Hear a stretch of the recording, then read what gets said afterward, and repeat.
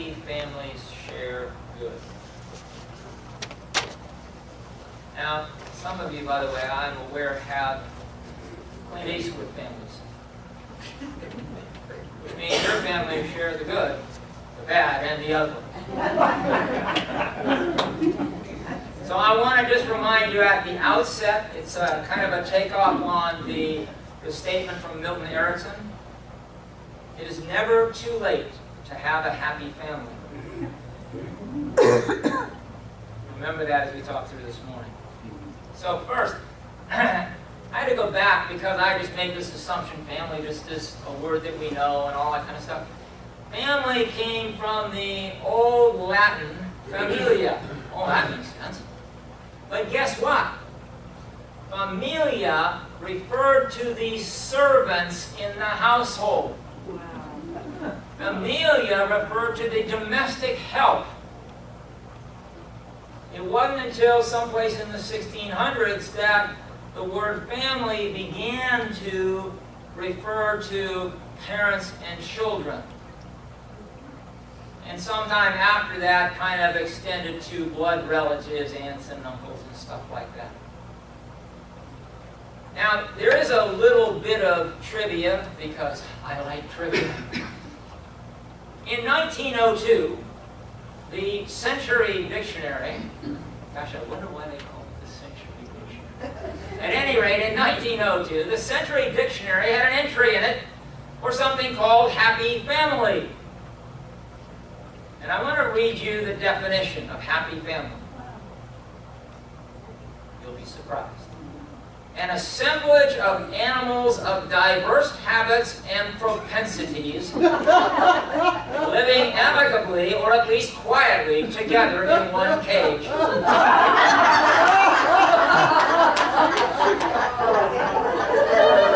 No joke, guys. That's wonderful.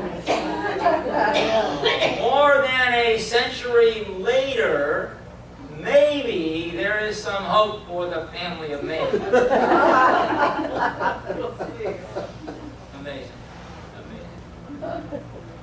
So happy, you know, delighted, excited, pleased, glad, all that kind of stuff. But do you understand how subjective a word happy is? Now, we're not going to talk about it today, except I'm going to talk about it now, but we're not going to dwell on it today. But I want you to know that happy has some very weird connotations as well. I found out that there actually is a classification of words called combining words. A whole separate category of words, combining words. And here's the definitions. There's 3 definitions for happy as a combining word.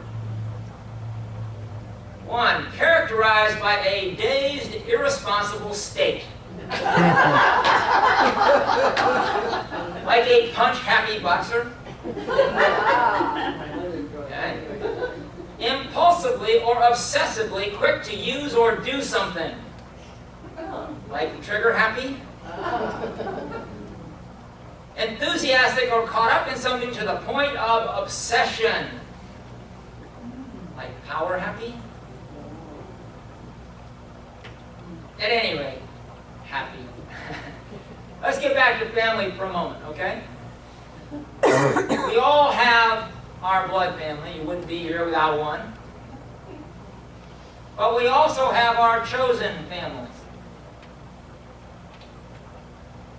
So I want to kind of go back to familia and say that if family means servants, it suggests that we are together in these families for a purpose.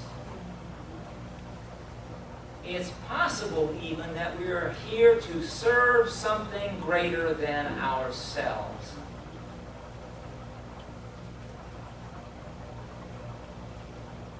For me, I define family as those people that we've chosen, either consciously or unconsciously, that are inescapable.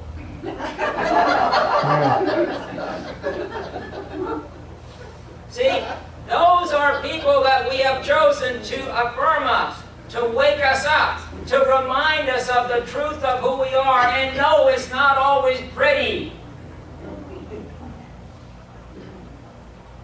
You know, it's the old thing about the alarm clock. If you're in a good mood, the alarm clock goes off, you turn it off, go, yay, another day. If you're in a bad mood, you pick it up, you want to throw it across the room. That's family. Sometimes you love them, sometimes you hate them. But they are inescapable. That applies to our blood family, that applies to the family that we create. You see, it's no big deal if the grocery store clerk blows you off or upsets you or, you know, whatever it is. I mean, big deal, you don't have to ever see him again. I'll go to a different grocery store. Family is not so easily disposed of. It's harder for us to walk away and not take it personally. That's designed on purpose. Otherwise, frankly, knowing the human species, we would just kind of quit, because it's easy to do. No investment, no big deal. When you have an investment, it's harder to walk away.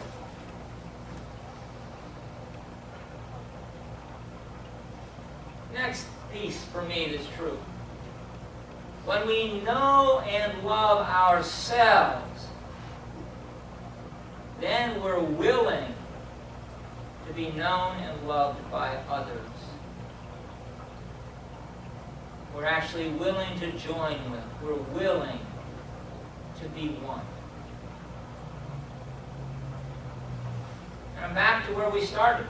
It's really all up to you. See, a happy you makes a happy family. It's not the other way around. The only disharmony in our lives comes from when we are unwilling to be known.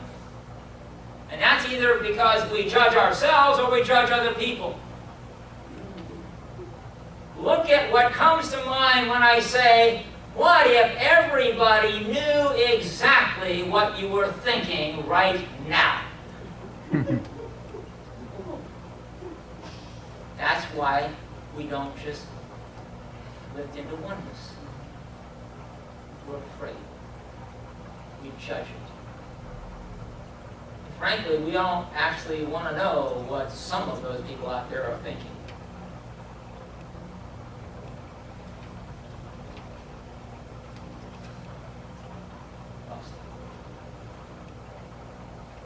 So, my rule number one for a happy world is love yourself first. And in order to love yourself, you have to forgive yourself. And you know, I'm not talking about beating yourself up and making yourself wrong and say, okay, God loved me anyway. No, I'm talking about it didn't do any harm. It'll all be used for good. I'm willing to let this go, not dwell on it, and move ahead from here. Course in Miracles says forgiveness is the key to happiness. And yes, it's the key to your happiness, but it's the key to the happiness of everyone around you. Forgiveness. Now, I have to point out the obvious. Not everybody wants to be happy. You know, some people are happy being unhappy. It works. See, happiness is a choice. And the conditions that we choose to experience happiness or unhappiness is also a choice. So you don't need anything in order to be happy. You simply need to choose to be happy. Now, some people don't believe it's that easy. Some people don't want to believe it's that easy. And all I can say is that those people are choosing at that one moment in time to be unhappy. It is split-second easy to be absolutely, totally happy. And if you don't think so, notice your attachment to your unhappiness.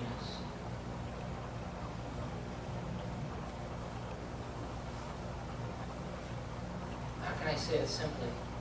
Just happiness works. It's really simple. Happiness works. You guys know that. When you're happy, you are more loving. When you're happy, you're more creative. You're more peaceful. When you're happy, you're more helpful. You're more trusting. When you're happy, you're more persistent, which means you're also more successful. In short, guys, when you're happy, you are more God.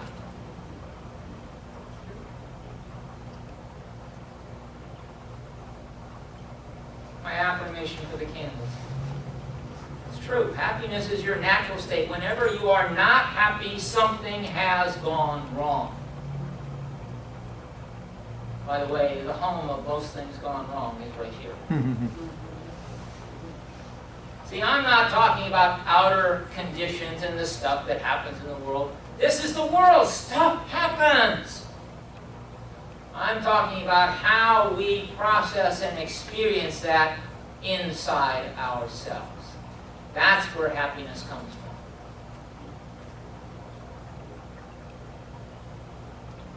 When you're judging yourself, you're not happy. When you're criticizing yourself, you're not happy. When you feel guilty or resentful, or where you're thinking negatively about yourself or your life or the world in general, you are not happy. So, how do you know a happy person? Easy, huh? Happy individuals share more love. They share more good. They share more God. Happy individuals come together and they make happy families. And like the thing said this morning from the Oriental Wisdom, happy families make happy communities, and happy communities create a happy world. It still comes back to us and our choice to be happy or not in every single moment in time. Also need to say that it isn't a one-time choice. I've tried that game. I've accepted Jesus Christ as my Lord and Savior. And I go out and sin again. I got to come back and accept again, or do it again. I have to choose again to be happy. I'm going to be happy no matter what. Until that happens. And I have to go, oh, I had a condition. I didn't notice that. So let me choose to be happy again. And it's the process of continually choosing. It doesn't mean that stuff doesn't happen. It doesn't mean that we don't get unhappy. It means that we don't live there. We are not defined by our unhappiness. We are defined by our happiness. So, what's it mean when someone is temporarily unhappy? It only means that they have forgotten the truth about themselves. So, you've got a couple of choices.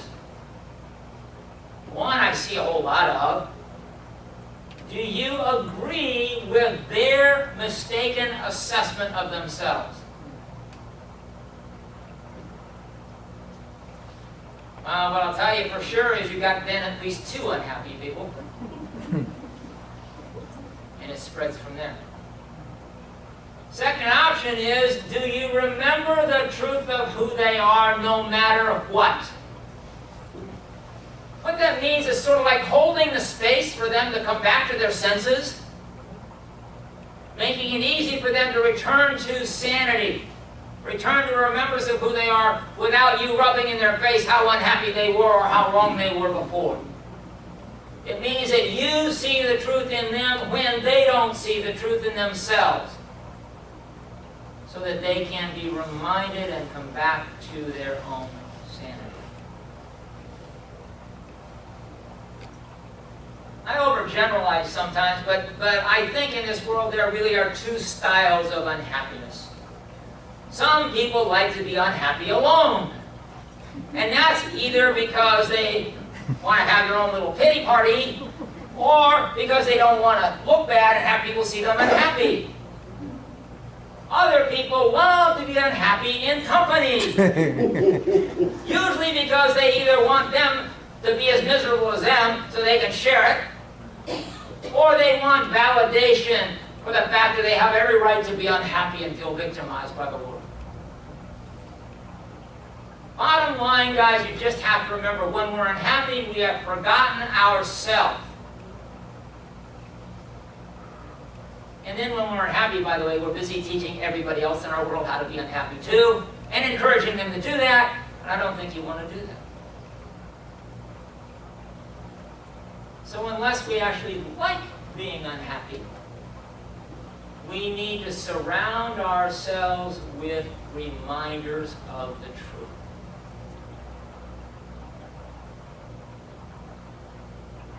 Now when it comes to friends and family, what that means is, and I'll do take it any way you want to take it, you need to train them.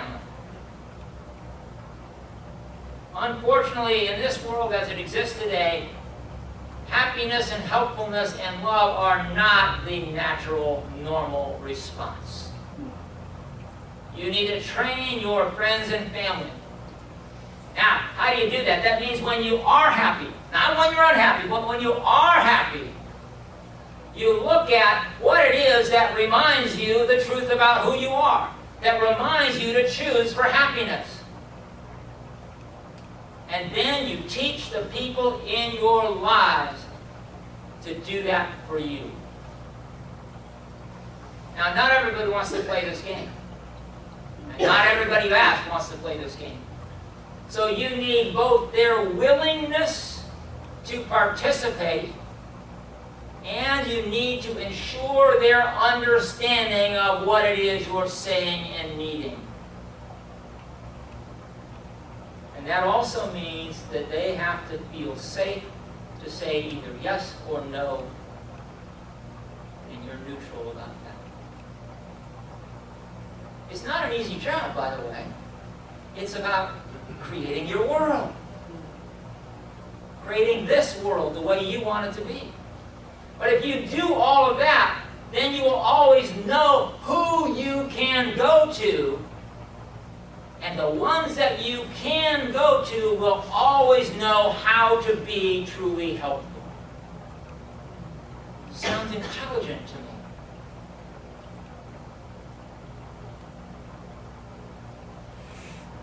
So whenever possible, surround yourself with happy people. Now, unity. This congregation has the potential to be that space for you.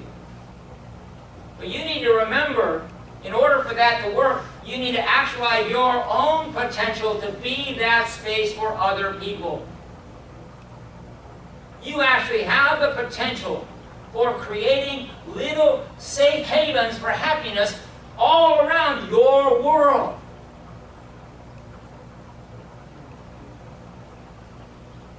And I guess if you need any incentive, I'm just going to close with a reminder that happy people create more love in our world.